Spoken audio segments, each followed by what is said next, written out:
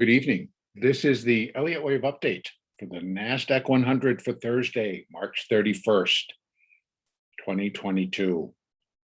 And another very interesting day in the markets, with basically both the NASDAQ and the S&P doing the opposite of what I thought they would do today.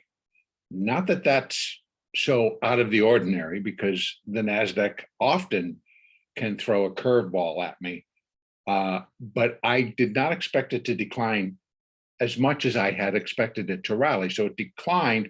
The cash market in the NDX declined 233, whereas the future was down much more than the close, the close of the after hours, but it managed to rally its back up to being only down 154. And I was anticipating today that we would be up between 150 and 200 points as we soared to complete this whole intermediate wave 2. So here we have it on the daily. I'm starting again on the daily because I want to show that we're getting close, that what I was looking for yesterday, or what I pointed out yesterday, which would add fuel to the rally fire, was this moving average, the 200 moving average right here. And see how flat it is, how absolutely flat it is. That yes, it's providing support, but it's now turning the 8 and the 4 away from breaking. It's now turning it this way. Now, granted, the market also did that, but this is now, and I'm looking at it as like it's acting as resistance for the other moving averages to get up above it. Now, that is just the way my eye is seeing it. I mean, I don't think there's anything to it, but if you remember what I was discussing is that when the 8 and the 4 actually would break above this 200 on the daily, it would likely give us a little extra boost for the buyers to keep stepping back in and taking the market higher.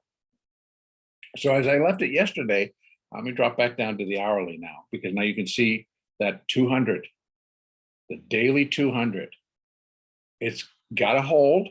If it breaks, the market's in trouble. So in terms of, I'll go over that in 1 second.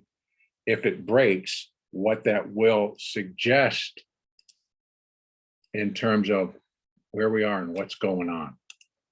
Now, I'm going to leave this labeled as 4 for right now, but come on. There we go. Pull it in here a little bit so you can see it. You can see that the hourly 200 is now definitively in play. Wave 1 is definitively in play. This came down and touched, which should be support, at 14,855. And this is after on Tuesday, we're reaching 15,268. So it's very quick. In 2 days, we're back below 15,000, well below, getting ourselves below 14,900, getting to the mid 14,855. That was support. It's holding. If it breaks further, yes, I can likely move this down and move this down to keep this alive, but not just to save it from breaking, because I think further breakdown then puts this as a 4 in total jeopardy. And then I would take a second look to see that the possibility that this 3 comes down to here, that's the 4, this is the 5, and the wave C, and the intermediate wave 2, and we are in that beginning stages. But here's what prevents me from doing that early or likely. Yes, it broke solidly lower, but it did it mostly in the last hour yesterday and then the last hour today. So I'm talking that if the tops are in, the buying that we saw today should not even exist. It should be just a quick and it's a turn.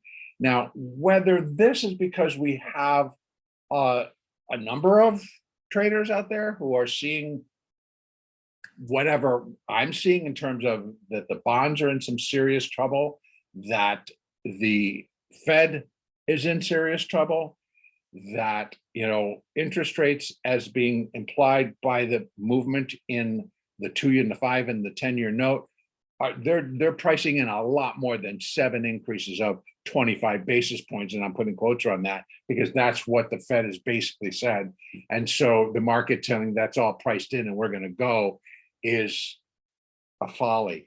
The fact that the dollar didn't get necessarily super bashed today, but it was a lot weaker, and that suggests, you know, that inflation is now, you know, gaining up on everybody. And what could be going on, and then again, I'm just repeating something that someone presented to me, and it makes sense, is that, you know, if the market is searching for ways to move higher, there's one theory that if we actually have higher inflation, so again, as each report that we get about higher inflation, it seems to just bring more buyers out and they keep shoving it up higher. There is this, if we go back and we look at what happened in Venezuela, of all countries, that they went through a period of hyperinflation in the country. And their equity market increased 10, you know, 600-fold.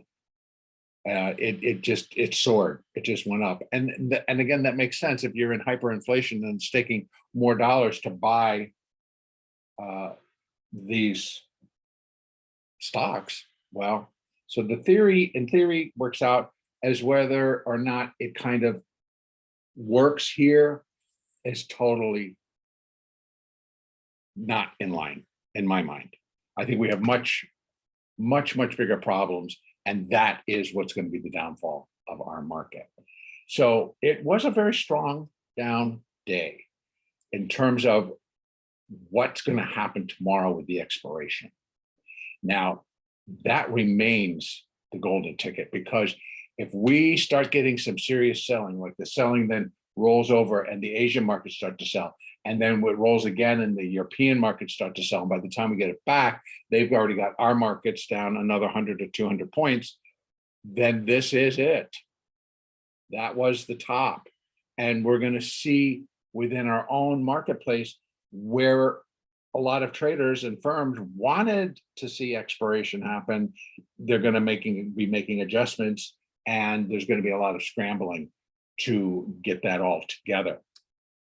And already I'm seeing, like in Facebook, you know, they were kind of starting to look like they were going to hone in on 230, and today they're down 550, which brings us back to 222.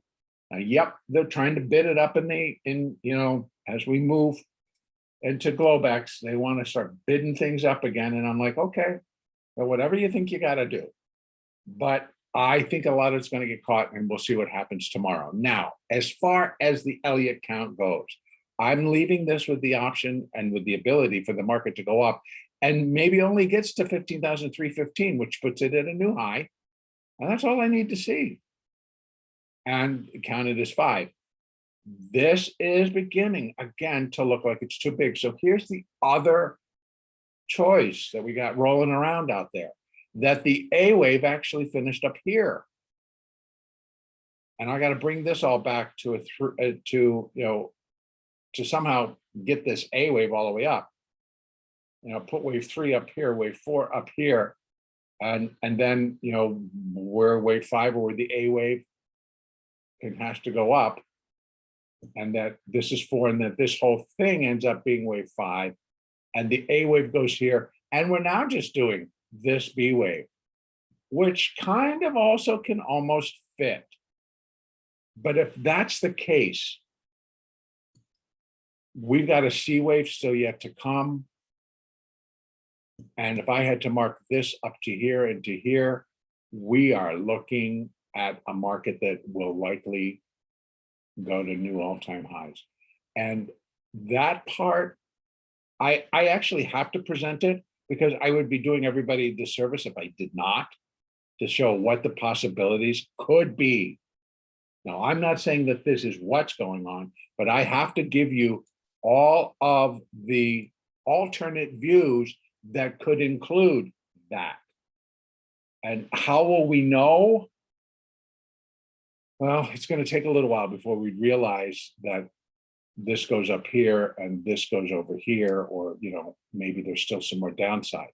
As is, if it begins to break below the 200, then we're sinking. We're going to be dropping down pretty severely. Now, I'm going to take this out for the moment. And I'm just going to put on, for the moment, retracements.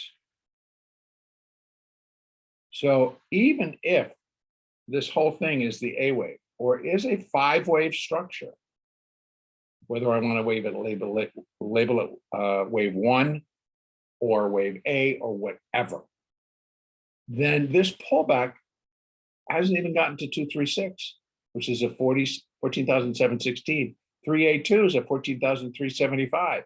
If it drops all the way to there tomorrow, well, I need to leave open.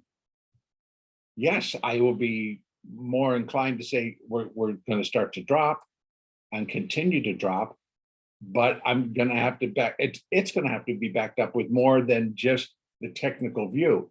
We've got to start to see where the other cracks are coming in, showing us that inflation is creaming us, that things are happening and the market is reacting to that versus, well, we're not going to get the interest rate rises that we should. So, but again, then tomorrow as well, folks, we have the employment situation or the employment numbers. And if they come out inflationary, we'll see what happens. We'll pick it up. But I'm leaving that there just to show where we now have support coming off. And that will be based on that all we're retracing is from that low, which is actually, these numbers are not going to be accurate. Let me just make that more accurate so that we get, so I can see more inside.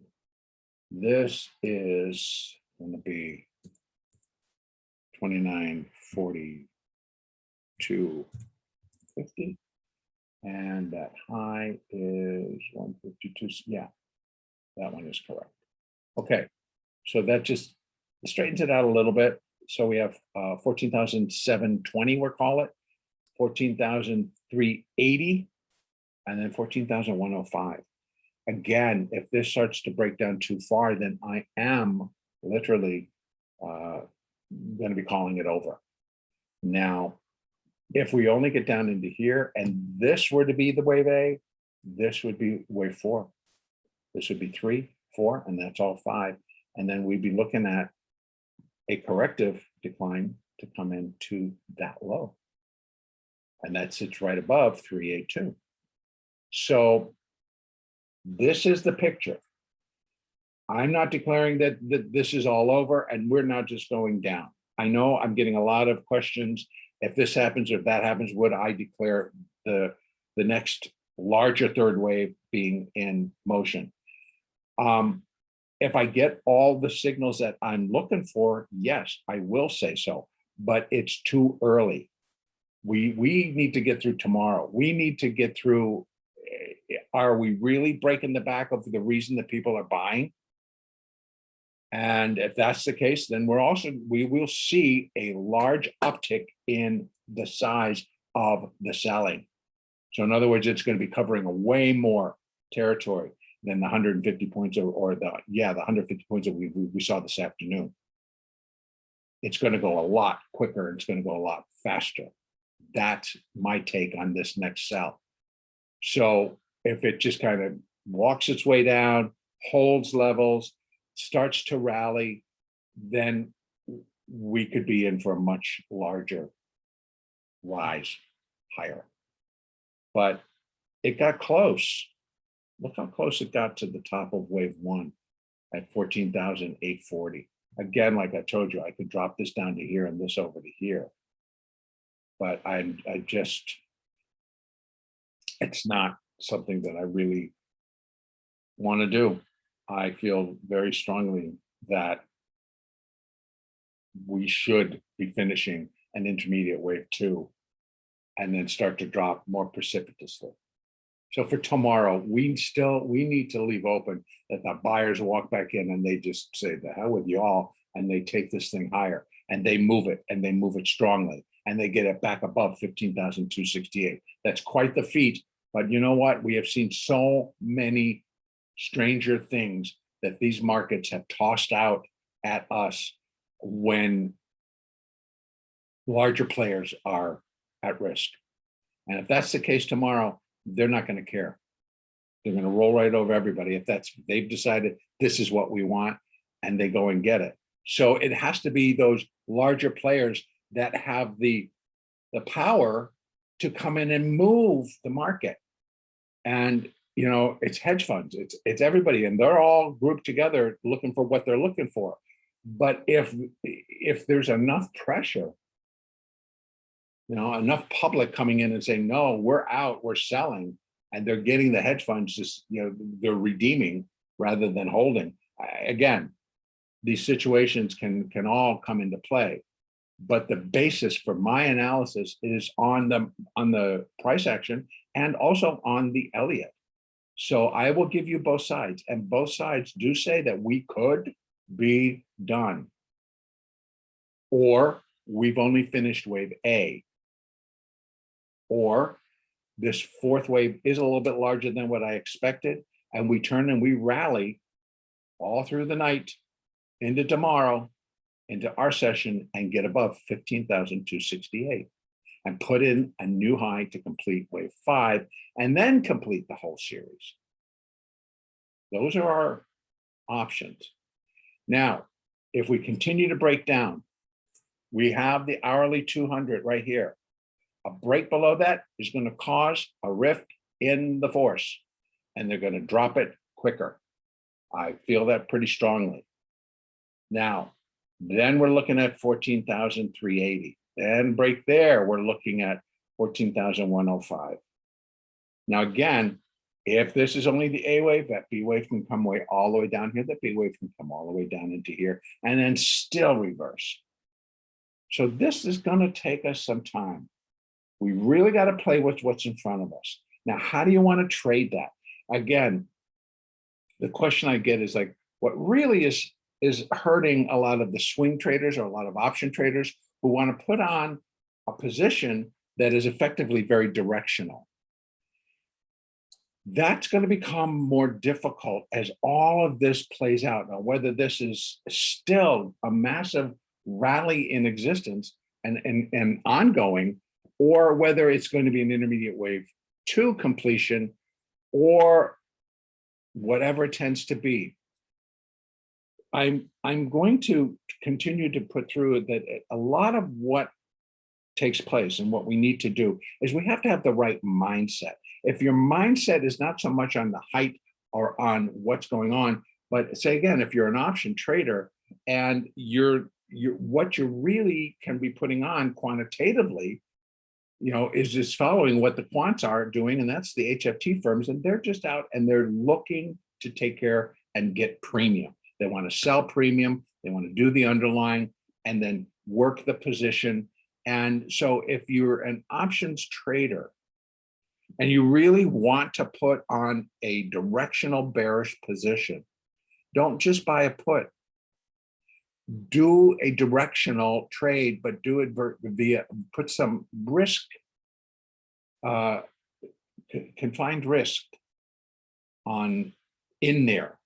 And you can do that by doing a put spread, and which you'll get advantages of. Or, you know, you could be selling a call spread and capture premium in that spread.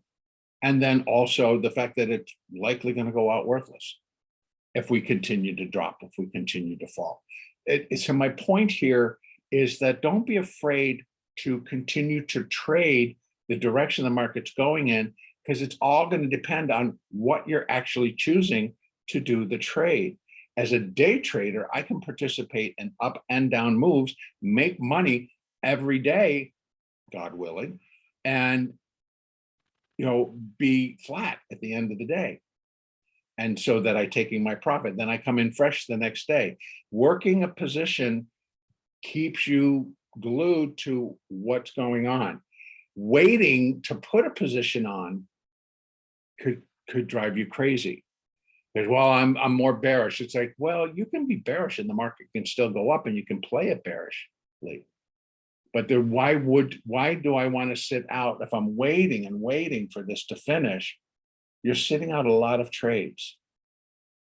And so again, it's what I think what we need to work on is our mindset. And because that's going to prevent us from doing a lot of things. But if we have the correct mindset and we know we can work things, then trading becomes a lot more focused and a lot more interesting. And again, if you have questions about mindset and questions about how to get that all together, please just put a comment in the comment section here on YouTube, and I will get back in contact with you and I can take things further if necessary.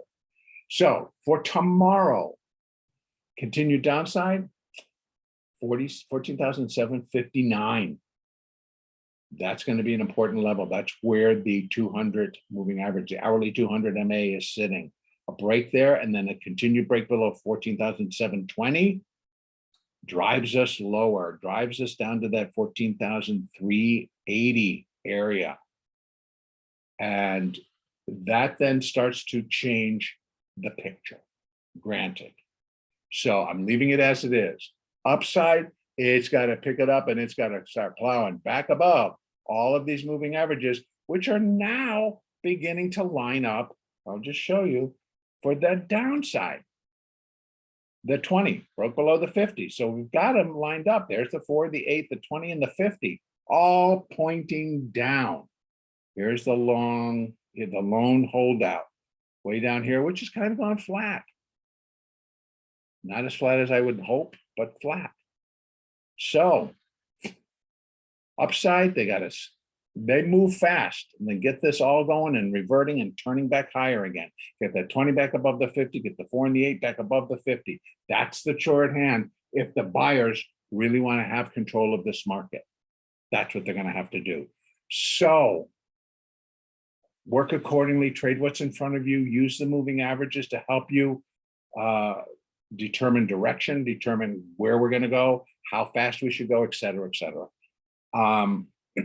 But you have an upside, we have a downside. Right now, more people are favoring the downside. I'll tell you that right off the bat. So we'll see how that all plays out for tomorrow.